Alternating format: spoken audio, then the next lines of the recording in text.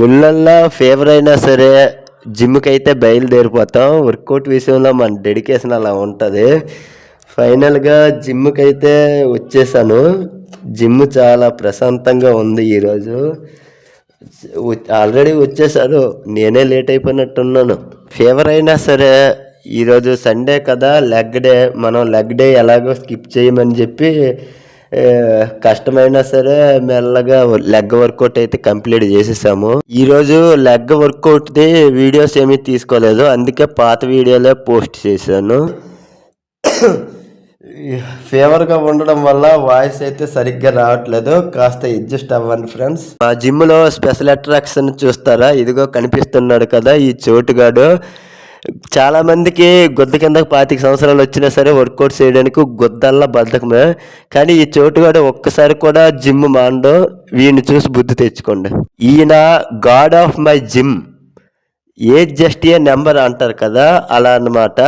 Miracles చేయడానికి ఏజ్తో పని లేదు అని ప్రూవ్ చేసిన వ్యక్తి.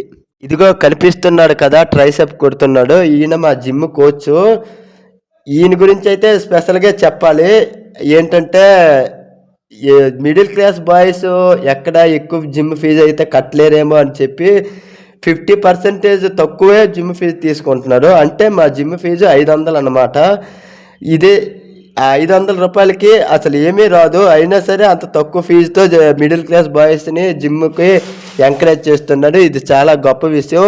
ఇదంతా ఒక ఎత్తు అయితే, ఈ కనీసం ఒక్కొక్కసారి ఎవరు జిమ్ ఫీజు కట్టలేకపోయినా సరే తమ్ముడు జిమ్ ఫీజు కడితే కానీ జిమ్కి రాకుండా అని దండించే మాటలు కూడా ఎప్పుడు ఆడడం నిజంగా చాలా చాలా గొప్ప విషయం అన్నయ్య. Love you, ads of.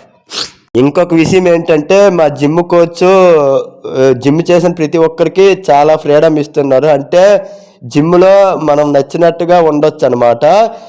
కానీ ఆ ఫ్రీడమ్ని చేతకానితనంగా తీసుకొని చాలామంది డిసిప్లిన్ లేకుండా బిహేవ్ చేస్తున్నారు. అంటే డంబుల్స్ గట్టా తీసిన ప్లేస్లో పెట్టకుండా నచ్చిన దగ్గర పెట్టేస్తారు. మళ్ళీ బెంచ్లు గట్టా ఎటు పెడితే అటు పడేస్తున్నారు. అయ్యా, నేను మీకు చెప్పేది ఏంటంటే ఆయన ఫ్రీడమ్ ఇవ్వడం మీ గొప్పతనం కాదు, ఆ జిమ్ కోచ్ గొప్పతనం. ఆ గొప్పతనం విలువ మీరు నిలబెట్టుకుంటే మీకు చాలా మంచిది.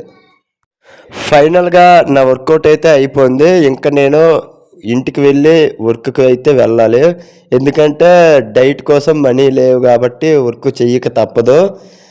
ఇంకా నాకు దారిలో కొంతమంది తగులుతారు, నీకు జిమ్ అవసరమా అనేసి అయితే అంటారు. అయ్యా, నేను మీకు చెప్పేది ఏంటంటే జిమ్ నాకే కాదు ప్రతి ఒక్కరికి అవసరమే.